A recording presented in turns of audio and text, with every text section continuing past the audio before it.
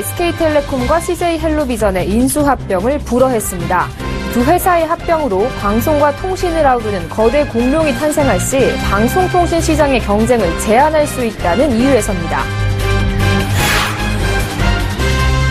정부가 우리 경제를 이끌어 나갈 새로운 성장 동력으로 서비스업을 집중 육성하기로 했습니다. 서비스 업종에 대한 각종 규제를 완화해주고 세제 혜택도 제조업 수준으로 늘려주는 등 집중 지원할 방침입니다. 우리 기업의 수익성과 성장성이 이미 중국 기업에 추월당했다는 분석이 나왔습니다. 우리 기업의 경쟁력을 높이기 위한 조치가 시급하다는 지적입니다. 개별 소비세 인하 정책이 종료되면서 이로 인해 발생할 수 있는 판매 절벽에 대응하기 위해 완성차 업체들이 여름 휴가비 지원, 무이자 할부 혜택 등 다양한 프로모션으로 고객 잡기에 나섭니다.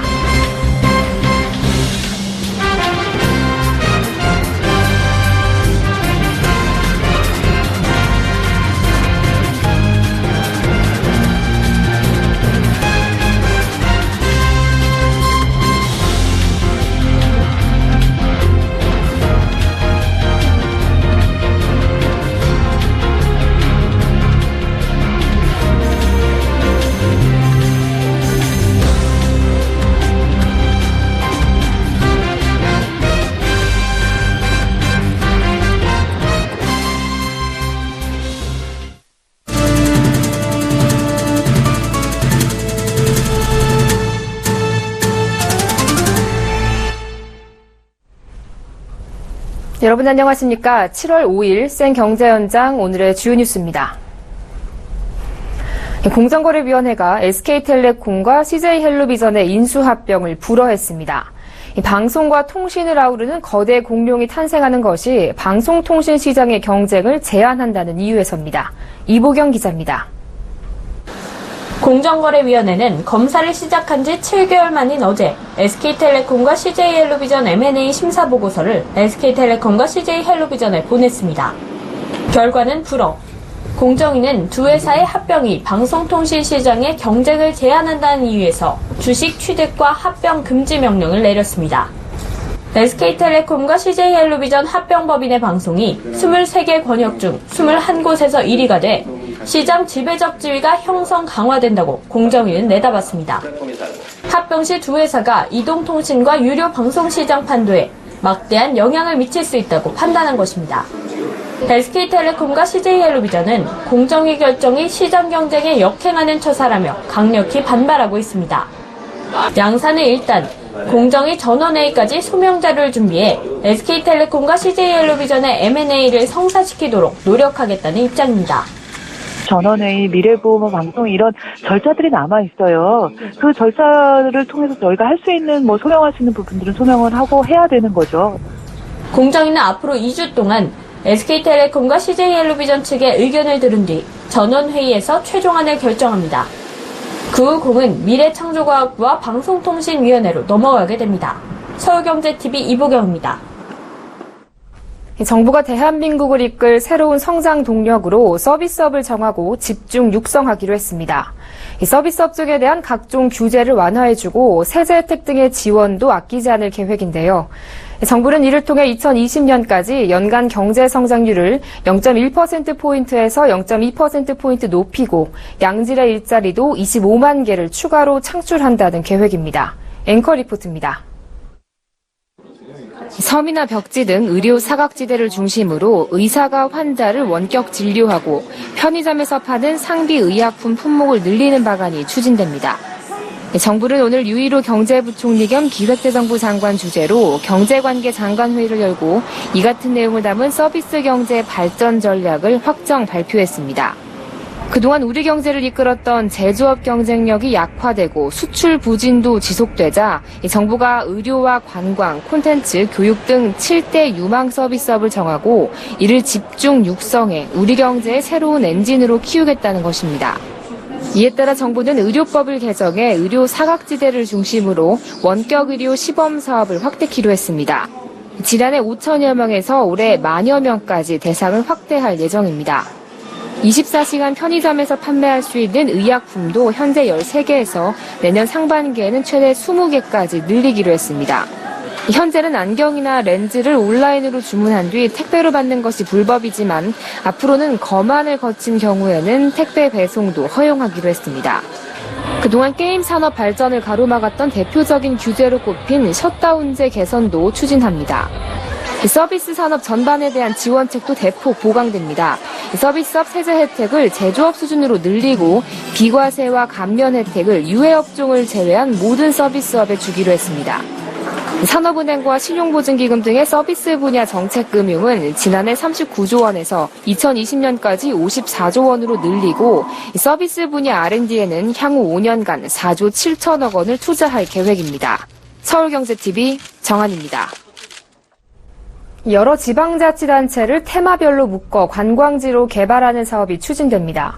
오늘 열린 제11차 경계관계 장관회의에서 국토교통부와 문화체육관광부는 해안권 발전 거점 조성을 위한 지역계획 시범사업 추진 방안을 확정하고 전남도와 경남도가 공동으로 제출한 권역을 시범사업지로 선정했습니다. 시범사업지는 전남 여수, 순천, 광양, 고흥과 경남 남해, 하동, 통영, 거제 등입니다. 정부는 시, 군별로 여행객이 주로 숙박하는 지역을 허브로 삼은 다음 허브를 중심으로 주변 관광지를 둘러보게 하는 한편 이 허브와 허브 간 네트워크를 구성해 지자체끼리 관광자원 등을 공유, 활용토록 할 계획입니다. 이를 위해 정부는 시범사업지 내 주요 시설 간 교통망과 안내센터 등 관광 안내 체계를 정비하고 관광 숙박시설의 개, 보수 비용 융자 지원에도 나설 계획입니다. 또 시범사업지를 브랜드화해 국내외 홍보에 나서고 사업지 내 숙박과 교통정보를 통합적으로 검색할 수 있는 온라인 시스템도 구축할 방침입니다. 과거 중국 기업이 한국 기업을 추격한다는 말은 옛말이 됐습니다. 중국 기업의 수익성과 성장성 등이 한국 기업을 추월했다는 분석이 나왔는데요. 한국 기업의 경쟁력을 높이기 위한 조치가 시급하다는 지적입니다. 박미라 기자가 보도합니다. 한국경제연구원이 2007년부터 2014년 기준으로 한국과 중국의 상장 기업을 분석한 결과 경쟁력 측면에서 이미 중국 기업이 한국 기업을 앞선 것으로 조사됐습니다. 보고서에 따르면 2014년 기준 중국 전체 상장 기업이 8개 지표 중 수익성과 성장성을 포함한 5개 지표에서 중국이 우위를 기록했습니다. 분석 대상 기업 수는 한국이 2007년 당시 1191곳에서 2014년 1453곳, 중국은 1159곳에서 2288곳으로 늘었습니다. 평균 자산 규모는 2007년 중국 기업이 6억 3,992만 달러로 한국 기업의 55% 수준이었으나 2014년에는 중국 기업이 15억 704만 달러로 14억 6,328만 달러인 한국 기업을 추월했습니다.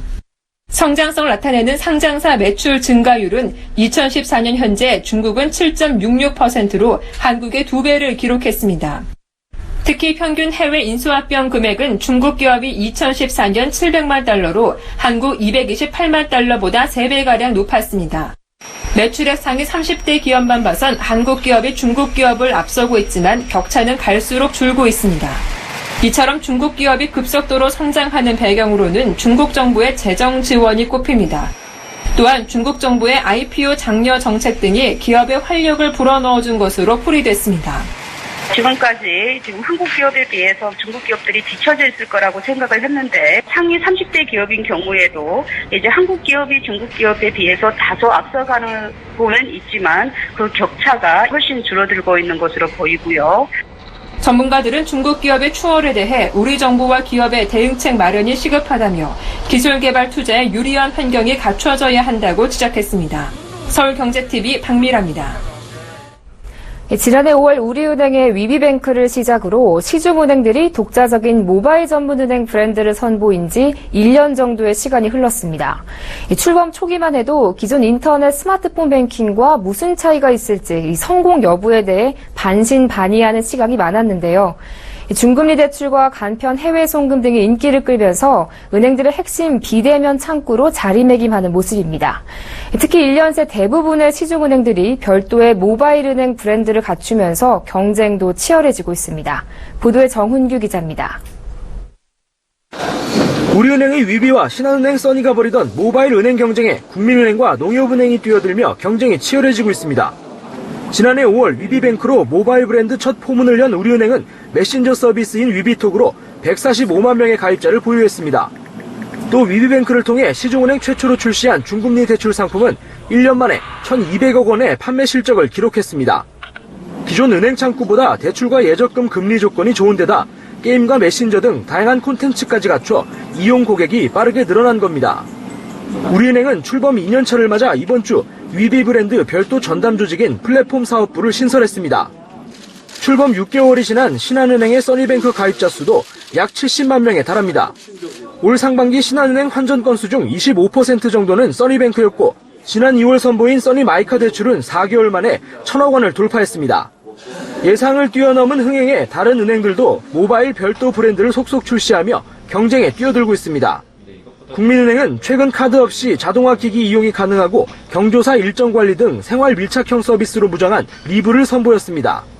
특히 현재 위치에서 가장 가까운 점포를 찾아줘 오프라인 서비스와 연계되는 점은 다른 모바일 은행과 차별화되는 부분입니다.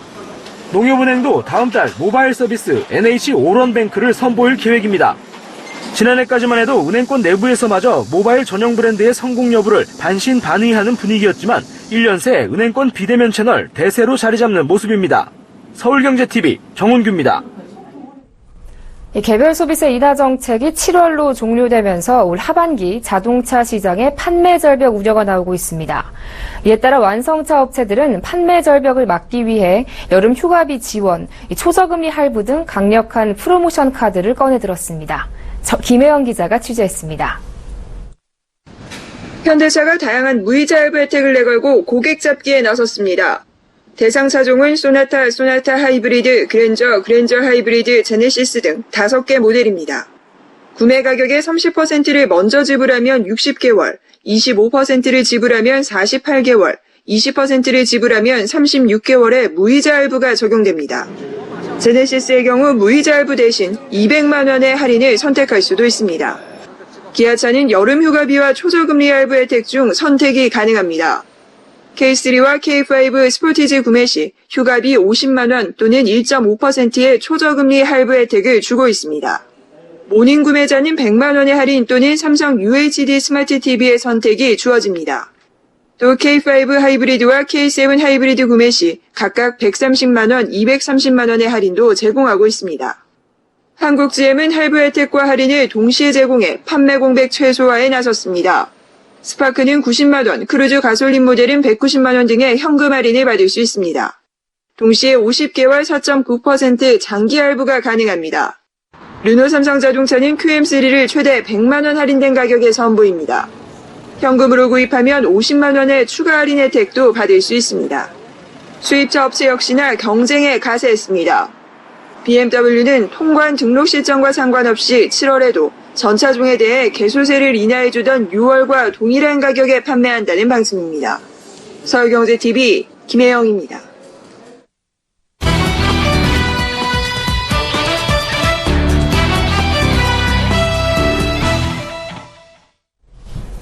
정부가 오늘 경제관계 장관회의를 열고 서비스 경제 발전 전략을 발표했습니다. 이 서비스 산업 육성을 통해 위기를 극복하고 새로운 성장 동력을 만들겠다는 건데요. 오늘 투데이 포커스에서는 정부의 서비스 경제 발전 전략에 어떤 내용이 담겼는지 또 우리 생활에는 어떤 영향을 주게 될지 보도국 김성훈 기자와 함께 알아보겠습니다. 안녕하세요. 네, 안녕하세요. 네, 오늘 정부가 이 서비스 경제 발전 전략을 발표했는데요. 이 전략에 대해서 좀 간략하게 설명해 주시죠. 네, 정부의 서비스 경제 발전 전략은 크게 3가지 추진 전략으로 나누어 볼 수 있습니다. 서비스업, 제조업, 융합 발전, 그리고 서비스 경제 인프라 혁신, 마지막으로 7대 유망 서비스업 육성이 그것인데요. 이번 발전 전략을 통해 정부는 2020년까지 우리나라의 연간 경제 성장률을 0.1에서 0.2%포인트 높이겠다고 밝혔습니다. 또 2015년 현재 70%에 불과한 서비스 산업 고용 비중을 2020년 73%로 올리고 유망 서비스 분야 일자리 25만 개를 추가로 창출하겠다는 계획입니다. 네, 그렇다면 좀 주목할 만한 전략은 어떤 것들이 있을까요? 우리 생활에 좀 밀접한 부분도 있습니까? 네, 우선 의료 분야를 볼 수 있겠는데요. 의료 분야에서는 현재 해열 진통제, 감기약, 소화제, 파스 등 4개 종류의 13개 품목에 한정된 편의점 의약품 종류가 내년부터는 더 많아지게 됩니다. 또 의료법을 개정해 섬이나 벽지 등 의료 사각지대를 중심으로 원격 의료 시범 사업을 확대하기로 했습니다. 구체적으로는 지난해 148개 기관 5,300명에서 올해 278개 기관 1,200명으로 규모를 2배 이상 늘려 사업을 진행할 예정입니다. 네, 지난해부터 또 화두가 되고 있는 이 핀테크 분야에 대한 전략도 있다고 들었는데요. 이건 어떤 내용이죠? 네, 맞습니다. 정부는 우선 인터넷 은행의 활성화를 위해서 IT 기업이 인터넷 전문 은행의 지분을 50%까지 보유할 수 있는 은행법 개정안의 국회 통과를 재추진하기로 했습니다. 올해 하반기 중에는 핀테크 기술 개발을 위해 필요한 금융전산 프로그램을 공유할 수 있는 금융권 공동 핀테크 플랫폼도 만들어집니다. 또 이르면 오는 11월부터는 인공지능에 기반을 둔 자산관리 서비스 로보 어드바이저가 투자자로부터 자산을 위탁받아 운용하거나 투자 자문을 할 수 있도록 허용됩니다. 로보 어드바이저 자문이 보편화되면 계좌 개설부터 자산 운용의 전 과정을 금융회사에 가지 않고 온라인으로 할 수 있게 됩니다. 네, 앞으로 번거롭게 은행에 갈 일이 더 줄어들게 될 것 같은데요. 이 택배와 물류 서비스에 대한 전략도 포함이 됐다고 들었는데 이건 어떤 내용입니까? 네, 드론 택배나 사물 인터넷을 활용한 화물 추적 서비스처럼 신기술을 접목한 물류 서비스의 조기 상용화가 추진됩니다. 우선 드론 사업 범위가 국민 안전, 안보 등을 저해하는 경우를 제외한 모든 분야로 확대됩니다.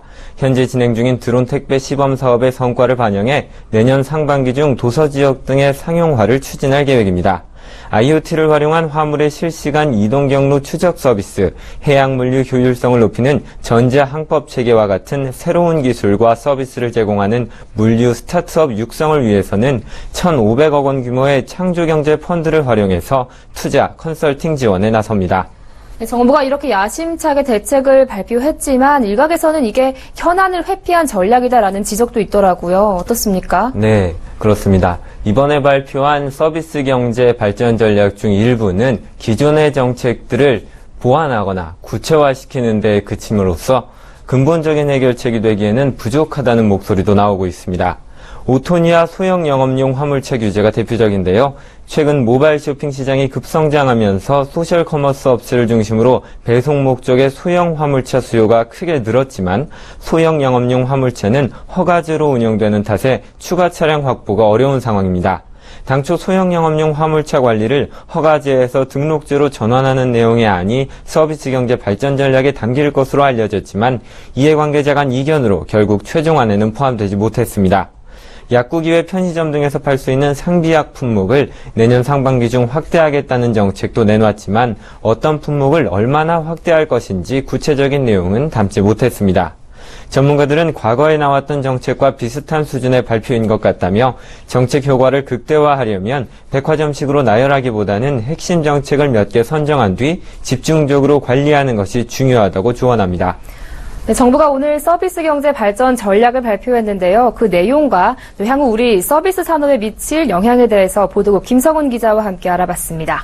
오늘 말씀 잘 들었습니다. 고맙습니다. 고맙습니다.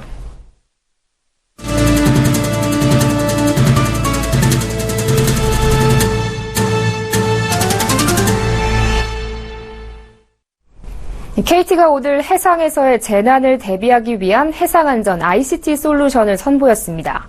해상에서 원거리 통신이 가능한 LTE 커버리지를 확대하고 사물 인터넷을 활용한 구명 재킷을 개발한 것입니다. 현장에 양한나 기자가 다녀왔습니다. KT가 해상에서 중계기 없이 최대 200km까지 LTE 통신을 할 수 있는 기술을 공개했습니다. 단말과 기지국을 연결하는 LTE 타임 어드밴스 기술을 기반으로 데이터 송수신의 정확도를 극대화한 초수평 안테나 배열 시스템을 개발한 것입니다. KT는 이를 제주도 한라산에 설치해 서남방으로 185km 떨어진 이어도 해양과학기지와의 LTE 기반 영상통화에 성공했습니다. 지금까지는 멀리 떨어진 해상에서 통화를 하기 위해서는 중계기를 설치해야 했으나 초광역 커버리지 기술을 활용하면은 중계기 없이도 단말기만으로도 통화가 가능하게 되었습니다. KT는 오늘 광화문 KT스퀘어에서 해양수산부와 코오롱 인더스트리, 노키아 등 정부기관과 기업 관계자들이 참석한 가운데 이 같은 해상안전 ICT 솔루션을 선보였습니다. 해상에서 조난자가 발생할 경우를 대비해 코오롱과 공동 개발한 IoT 라이프텍 재킷도 공개했습니다. 일반 아웃도어 점퍼처럼 착용이 가능한 IoT 재킷은 물에 빠진 조난자의 신원과 상황을 실시간 전송하는 IoT 모듈이 장착됐습니다. 조난자가 물에 빠지면 수학 감지 센서가 작동해 자동으로 구명 튜브가 팽창되고 이 IoT 모듈이 조난자의 위치 정보와 심박수를 체크해 재난 상황실로 전달합니다. KT는 LTE보다 7배 넓은 커버리지를 확보하는 협대역 사물인터넷 MB-IoT의 시범망을 올해 하반기에 구축해 내년 상반기까지 주요 도시에서 상용화할 예정입니다. 서울경제TV 양한나입니다. 상가나 오피스텔 등 수익형 부동산 시장에선 아파트와 달리 남향을 고집하지 않습니다. 상가는 햇볕이 없어야 전시하기에 수월하고 제품 변질을 막을 수 있기 때문인데요. 저층의 북향 오피스텔은 분양가도 저렴하면서 임대 수익엔 별 차이가 없어 투자자들이 선호하고 있습니다. 정창신 기자가 보도합니다. 부동산 시장에서 남향 선호는 여전합니다. 햇볕이 잘 들어 냉난방비가 절감되기 때문입니다. 하지만 대표적인 수익형 부동산인 상가와 오피스텔 투자자들은 남향을 고집하지 않습니다. 남향 상가는 햇볕이 잘 들어 상품이 변질될 우려가 있는 만큼 북향으로 배치해야 피해를 줄일 수 있습니다. 또 북향은 자연광보다는 조명기기를 활용해 진열된 상품을 돋보이게 할 수 있습니다. 전시 효과가 더욱 커진다는 뜻입니다. 그늘진 곳에 있는 음식점은 남향 점포보다 고객들이 더 찾는 것으로 알려져 있습니다. 실내 조명으로 매장 안이 잘 보이고 안정감을 줘 고객들이 더 선호한다는 겁니다. 외관이 유리로 된 경우에 남향의 건물은 복사열 때문에 계절에 따라서 실내 온도가 2도 높거나 낮아서 냉난비가 많이 들고 있습니다. 실제로 태안원로 주변에 같은 조건이면은 북향 건물의 시세가 남향보다 5% 정도 높게 형성. 이 같은 분위기는 오피스텔에도 마찬가지입니다. 임대 목적의 수익형 오피스텔은 대부분 직장인들이 거주하는 만큼 낮 시간엔 집을 비우는 경우가 많습니다. 일조권이 중요하지 않다 보니 임대용 소형 오피스텔은 방향에 따른 월세 차이가 없습니다. 특히 저층이나 북향으로 배치된 오피스텔은 분양가도 저렴해 투자 목적으로 접근할 수도 있습니다. 업계에 따르면 일반적으로 저층과 고층의 분양가 차이는 5에서 20% 정도 됩니다. 저층 북향을 저렴하게 분양받아도 임대 수익엔 별 차이가 없다는 뜻입니다. 서울경제TV 정창신입니다. 국내 1위 정수기 대여업체인 코웨이의 얼음 정수기에서 니켈이 검출되면서 소비자 불안감이 커지고 있습니다. 이번 논란은 얼음 정수기 일부 제품에 들어가 있는 부품의 니켈 도금이 벗겨져 소비자가 이를 정수된 물과 함께 마시면서 발생했습니다. 코웨이 관계자는 국내에 니켈 섭취 기준은 없는 것으로 알고 있다며 미국 등 해외 기준을 바탕으로 분석한 결과 인체에 유해하지 않은 수준으로 판단했다고 설명했습니다. 하지만 니켈은 중금속인데다 흡입 독성이 있는 것으로 알려져 있어 섭취 기준이 없다는 것이 곧 인체에 무해하다는 것을 의미하지는 않는다고 소비자들은 지적했습니다. 가습기 살균제 사태로 일상에서 자주 쓰는 생활화학 제품에 대한 공포가 정수기로 번지는 모양새입니다. 이런 가운데 산업통상자원부 국가기술표준원은 문제가 된 제품에 대해 결함 여부와 안전성 조사에 나서기로 했습니다. 다만 시중 판매 제품에 대한 정부 차원의 검사가 실시될지는 미지수입니다. 영국의 유럽연합 탈퇴 가결 이후 해외 주식형 펀드 가운데 중남미 펀드가 가장 눈에 띄는 성과를 거둔 것으로 나타났습니다. 반면 유럽 펀드는 수익률이 가장 저조했습니다. 금융정보업체 FN가이드에 따르면 지난 1일 기준 최근 일주일간 수익률을 집계한 결과 중남미 주식펀드가 4.07%로 가장 높았습니다. 같은 기간 전체 해외 주식형 펀드 평균 수익률이 마이너스 0.41%인 점을 고려하면 탁월한 성적입니다. 이 밖에 신흥 아시아 주식, 글로벌 섹터가 플러스 수익을 냈고 나머지 해외 주식형 펀드는 전부 손실을 봤습니다. 최근 반등에 나선 유럽 주식 펀드는 같은 기간 4.21%의 평가 손실로 가장 저조한 수익률을 기록했습니다. 금융공기업들이 잇따라 성과 연봉제를 도입하고 나선 가운데 민간은행도 성과제 도입에 속도를 내고 있습니다. 은행권에 따르면 은행연합회는 이달 중 시중은행을 대상으로 한 성과연봉제 가이드라인을 마련할 방침입니다. 현재 은행연합회는 개인별 성과지표 개발을 위해 컨설팅 업체 용역을 발주한 상태며 이르면 이달 중 결과가 나올 예정입니다. 은행들은 연합회의 가이드라인이 나오는 대로 성과연봉제를 도입하는 방안을 적극적으로 검토하는 한편 성과주의 전담 부서를 꾸려 도입 여부를 논의 중입니다. 그러나 금융노조 측은 임금과 근로조건 문제는 노사가 자율적으로 결정해야 한다며 반대 의사를 보이고 있습니다. 금융노조는 전국은행산업노동조합협의회, 지방은행 노동조합협의회와 함께 성과연봉제 도입을 반대하기로 결의하고 공동 투쟁에 나서기로 했습니다. 현대자동차 노사의 올해 임금 협상이 오늘 결렬됐습니다. 현대차 노조는 내일 중앙노동위원회에 노동쟁의 조정 신청을 하고 다음 주 임시 대의원 대회를 열어 쟁의 발생을 결의하는 등 파업을 준비할 것으로 보입니다. 한국석유공사에 따르면 4일 오후 전국의 12,000여 개 주유소에서 파는 휘발유 평균 가격이 전날보다 15전 내린 1,442원 55전으로 집계돼 상승세가 일단 꺾인 것으로 나타났습니다. 에어서울이 오는 11일 김포에서 제주 간 노선을 취항해 정식 운항을 시작합니다. 한국소비자원이 세계 부동산 앱에 등록된 서울 지역 내 100개 원룸과 오피스텔 정보가 실제와 일치하는지 여부를 조사한 결과 이 중 22건이 실제로는 없는 매물로 나타났습니다.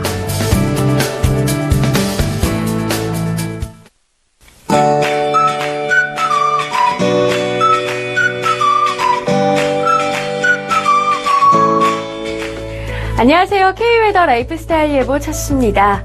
남부지방은 내일까지 내륙을 중심으로 오후 한때 10에서 40mm의 소나기가 지나겠습니다. 하지만 중부지방을 중심으로 집중호우가 예상되는데요. 모레까지 비가 이어지면서 중부와 경북 북부로 80에서 150, 많은 곳은 250mm 이상의 비가 내리겠습니다. 이에 따라 서울을 비롯한 경기 북부, 강원 북부에는 호우경보가, 경기 남부 대부분 지역과 충청 북부 일부 지역으로 호우주의보가 발효 중인데요. 이미 많은 비가 내린 상태에서 또 비가 쏟아지기 때문에 중부지방을 중심으로 산사태나 축대 붕괴 등 안전사고에 각별히 유의하셔야겠습니다. 이 시각 레이더 영상입니다. 현재 서울과 경기 북부, 강원 북부, 충북 북부 지역으로 천둥 번개를 동반한 시간당 30mm 이상의 매우 강한 비가 오는 곳이 있고요. 계속해서 강한 비구름대가 들어오고 있습니다. 내일도 중부지방은 계속해서 장마전선의 영향을 받겠습니다. 그럼 자세한 지역별 내일 날씨는 나절 예보를 통해서 살펴보겠습니다. 중부지방 종일 비가 오는 곳이 많겠습니다. 비가 이어지면서 낮 기온 서울과 인천 25도, 춘천 23도로 낮을 것으로 보입니다. 동해안 지방 한낮에 속초, 울진 21도, 강릉 22도로 오늘과 비슷하겠습니다. 남부지방은 소나기가 오겠습니다. 낮 기온은 대구 30도 등으로 오늘과 비슷해 덥겠습니다.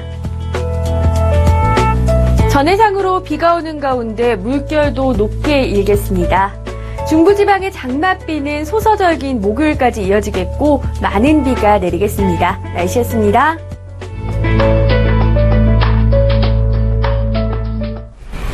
네, 정부가 제조업의 한계를 극복하기 위한 돌파구로 서비스 경제를 집중 육성하겠다고 밝혔습니다. 앞으로 5년간 서비스 산업에 대한 집중 지원을 통해 경제 성장률을 높이고 일자리도 창출해내겠다는 건데요. 과거 정책 재탕에 그치지 않고 실효성 있는 정책이 됐으면 하는 바람입니다. 생경제 현장 여기서 마칩니다. 시청해주신 여러분 고맙습니다.